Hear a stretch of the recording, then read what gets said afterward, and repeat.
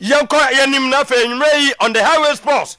Jibo atete te hon kakra e de akyerɛw na mamenko ho ohun na yanko tie before so mu e ba be kono ensem mienu a na ye heated ni nyina no eye nsantwefo a won begyina po akyi ya mu nkom ye wi a ne abebrifu mu de course so e na ba kon so eye tetem nyama mienu a na ye heated no yes nti so beso na o visa mo ye adwuma no TV and also Facebook odwane ne a ene de course bia no obehunu na me ko na makotie kasamafo e de Ghana Football Association Henry Asante Chum medical catch before seno mo bekono na ayedeja sansanjofo mo bejira counterback ye wia ni abeka de course a chem na mabusa question na no na Henry say we sanjofo mo be som sa twapia enye news mo pa mo nkokaf ni fifa nkowe so do mo ye no no bi na ne ye nso aye bi no. CAF media is not granted permission in the auditorium or the place where Congress is going. Once Congress is over, the entire CAF Executive Council comes out of the Congress room to address the press. At FIFA, it's the same practice.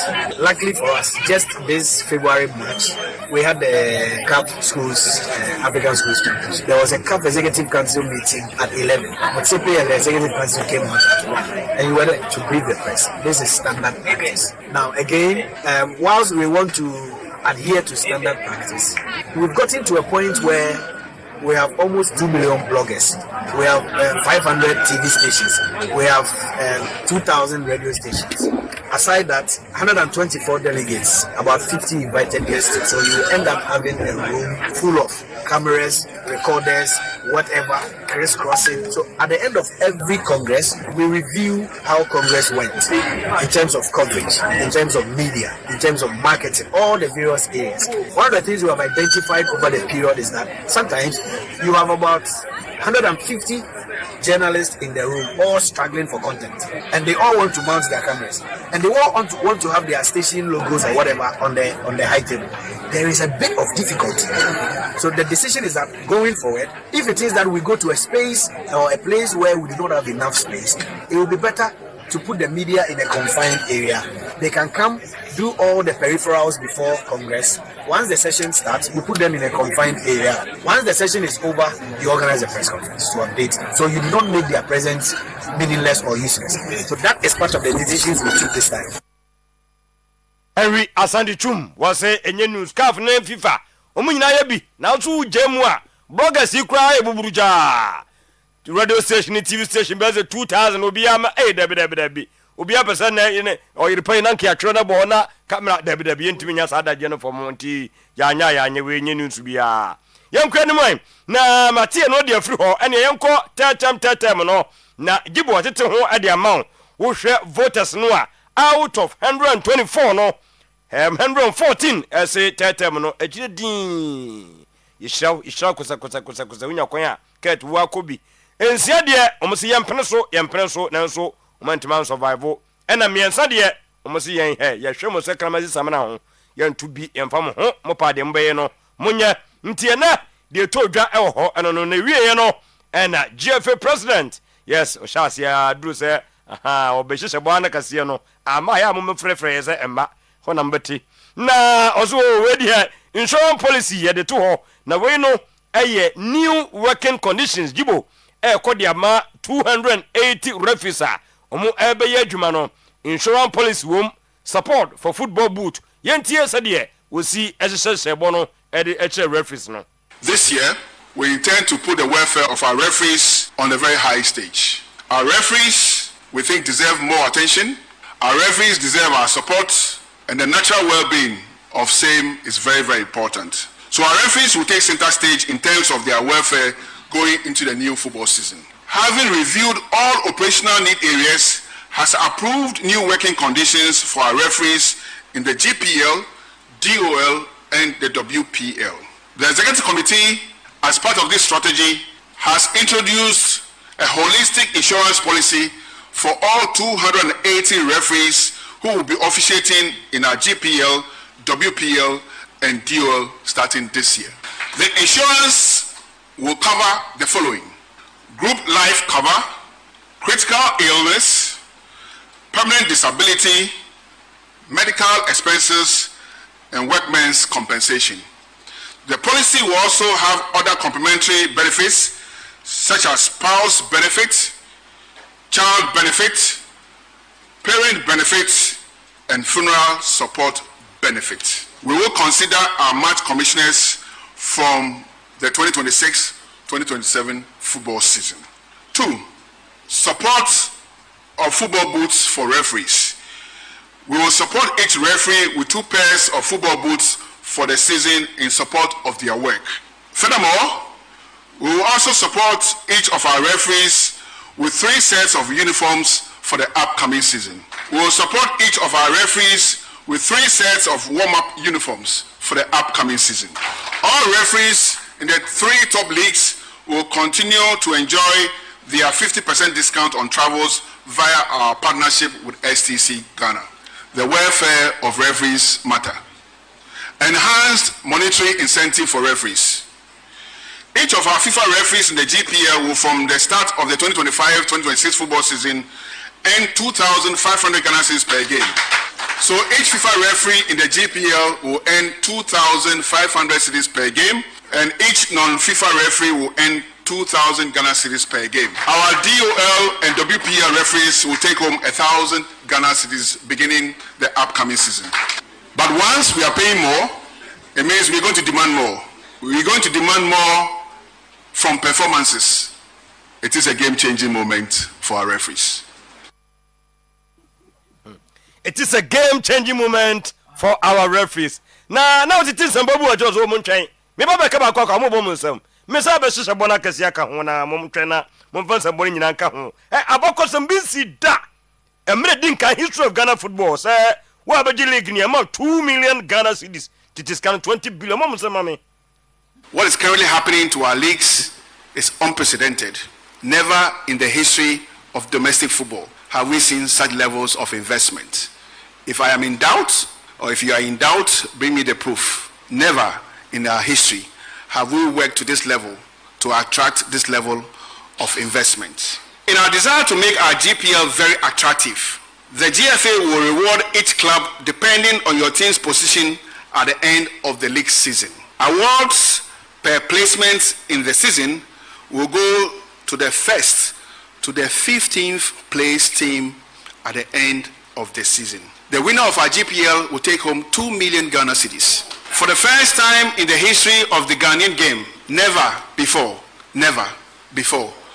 what we are doing currently is to elevate our league to attract and to be the best on the African continent. The GPL winner will take home 2 million Ghana cedis. The runner-up will take home 1 million Ghana cedis. The third runner-up will take home 800,000 Ghana cedis. The 4th place team will take home 750,000 Ghana cedis. The 5th place team will take home 700,000 Ghana cedis. This is the Ghana Premier League. The 6th place team will take home 650,000 cedis. The 7th place team will take home 600,000 cedis. 8th place team 550,000 Ghana cedis. 9th place team 500,000 Ghana cedis. 10th 450. 11th 400,000. 12th 350. 13th place 300,000. 14th place team 250.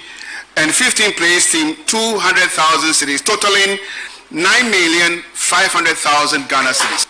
Our league has changed. Our Premier League would also attract all the best players, hopefully in the sub-region. Again, the FA will be investing a total of 9,500,000 Ghana cedis in merit awards only in our GPL this season. This is the beginning of a new dawn. It is a game-changing moment. It is a new story for the Ghanaian game. It is a story that has never been heard. It is a story that has never been told. But today, it is being told. It is our gospel, the gospel according to the Premier League. Ibo ket amanya phone ba kon fano non ko nkasa kasa ma wo mo won kasa wo yes you ya ma phone ba kasa ma wo bo papa no masa ba say good news good news the Ghana Premier League. Because I have a Canadian who can't work on a Jew. But so her baby and you, any baby and a qua. A good news. So tell me, Chancy. It's young and young Fajidian Tertiary. Okay. Say bit me a basso. Now, Boame football in a tumpon. About your monfa, a price money in Monsafan to Subium. Maybe an amount for Tiscany, near Cambo Biante. Okay. Ghana Premier League. Premier League near Bonagana Hano. I and Chebeshasiano. 2025-2026 season. The Obaji Ghana Premier League. Obenya 2 million Ghana cedis. What do you call it? Is Kenima 20 billion. Okay. 2 million Ghana cedis because it's a Ghana and still amount for it is Kano. And to you from Benny. The Obato Sumionu Clementino Tia. Oman 1,000 Ghana was a 10 million. The Obato Sumionu 1 million Ghana cedis. It is cannot 10 billion. 10 billion. The Obato Sumiensa 800,000 Ghana cedis.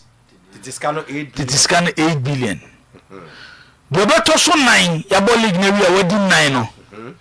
Ono ebenya 750,000 Ghana cedis. Na say it is cannot 7.5 billion. That's can first no. Yeah, the Mawa. What have it to free by now? Auto players by and 7 myself. A free 750 or by now. Send you on one as well. Need to so. As also club no so you know my na 1 million Ghana cedis. And of course minimum. Minimum. It can be possible because I be brosa. No, they are minimum because we also another prize money another. Oh, I know different. Per who competing us no. You don't know Belgian league, you know. That is I do. So 2 million. And no when ya kurano 1 million. Tibeti mi kwa basi bi be brosa. Bobeto sum Clementino ebenya 700,000 Ghana cedis. Kanisi kano 7 billion. Insia 650,000 Ghana cedis. And no Canis can 6.5 billion. And so 600,000, 6 billion no. Mochi 550,000 eighth position no. And no 5.5 billion old Ghana cedis. And kuno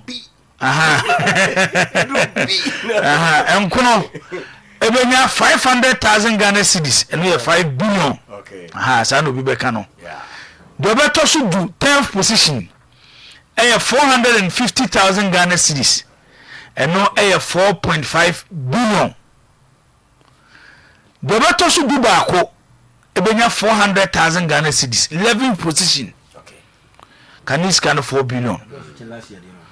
12th position. 12th position. Ebenya 350,000 Ghana cedis. And no you can scan 3.5 billion. You can't no be anti say. Last year the OG league in Ukrano. The this kana edema 12 position when you say scano. Okay. Indicates essence embo. No. O say. O say what you abon hayama no. Boy. O say. Boy money. You bet you about. Say be papa na mama. Ka be papa na mama. It's carry you have 10 years in between here. Papa papa oh I see would you live in there for 50 years and 2 okay but you comment to come on to OKRAKU'S GFA president and executive council and name mama ya Ghana football na Monsemboni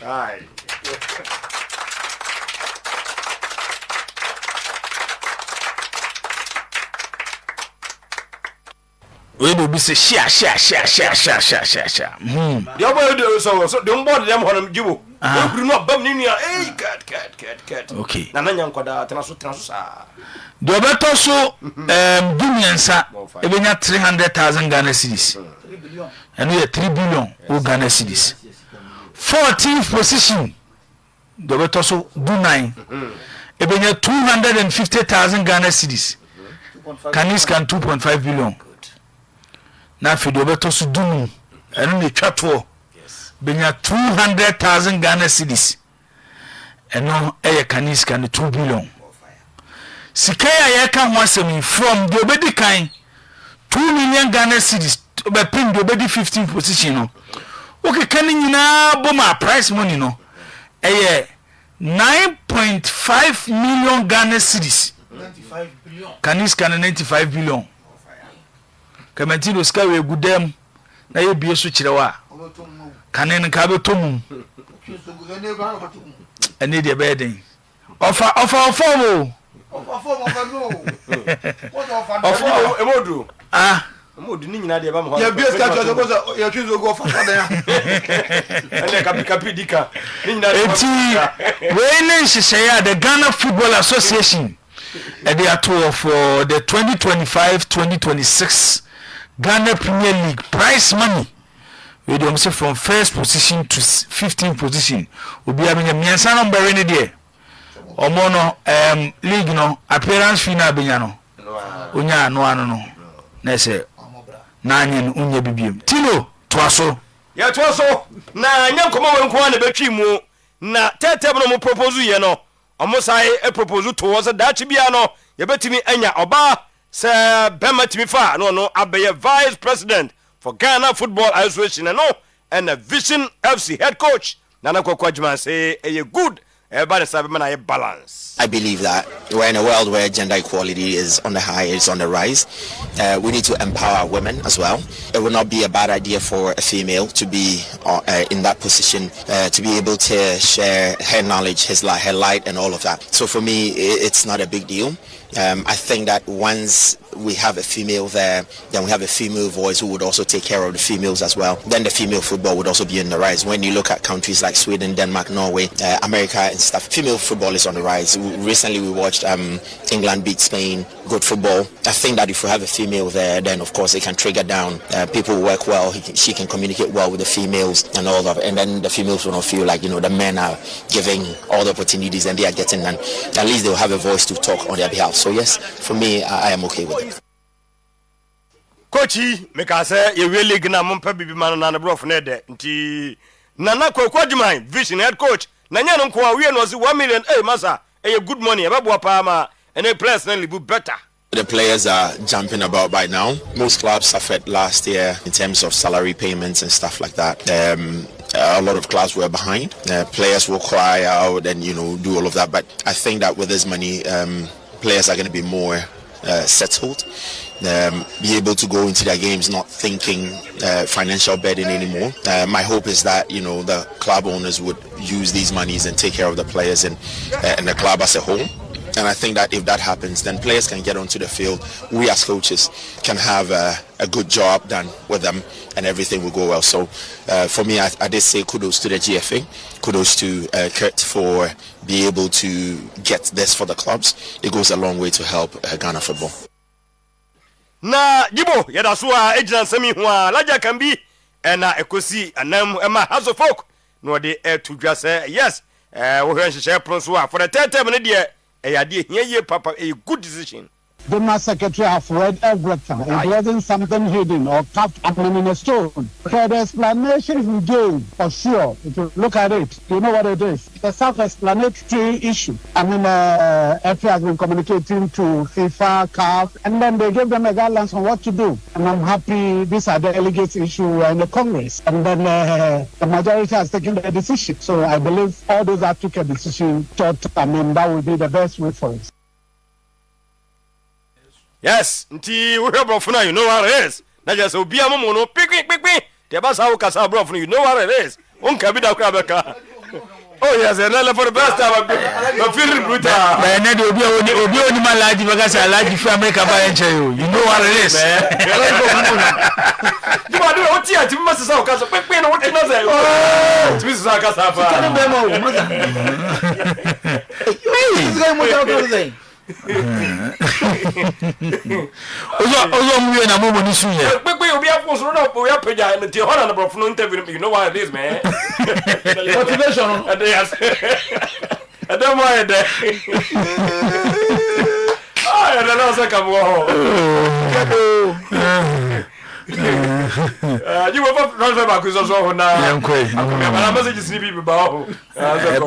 Fine. Na yakwa wo de mami ahwa ukokotoko kakra de tie ene se former under 17 striker Ibrahim Sule yesu kopiem ewo Cape Coast a brantene dwan ho ye 20 dika da chi bia no wo je se kotoko asane na ya no wa hye so se wo te se yete ho nti abrante no na eda on your screen on Facebook a mo so mo hwe no kotoko defender Joseph Abro oprache ye pa be no kase de ono so kopiem ewo Cape Coast a wa shase ejeme ne self ho hitin ho a asanya sem ketua je se wo hwe company je no ewo ho ye pa ne no ana Karim Zuto ede ebetu dwa se tofo no ebe ye hot kira ye ba ye be ye nyina ho adwuma wakasa bebre nti no ye ba ye mfa we emesori yibo na Basketball Stars me no kasa de game of nations ebo ya ma ede tabo ede eto wo park ne so no omo kaka omani nkomo yidi ahase ekoso da chi bia no nso makosi ho akan ewo Sanchez Sports Arena ya emane nwanwa ni nyina no ene se tabo eda so eda enzema park ne so enu nti no omo gosu di nkomo se da chi bia no omo de ho no ebekọ akoye on next venue na omo hwese nyima betumi akonkan ya ene ne ye brede ko ho to de yemfa more na ba ni nyina no You know what it is. you know what it is man yeah man Kubasa chumana. Okay. Sama malaji bako. Hey. Alaji. The Mass Secretary have read everything. It wasn't something hidden or carved up in a stone. For the explanation we gave, for sure, if you look at it, you know what it is. It's a self-explanatory issue. I mean, communication. I want your man to look at it. no what it is Rami Alaji. look at it you know what it is All right. Eti Tino. you Yeda say. Yeda ne ho aba.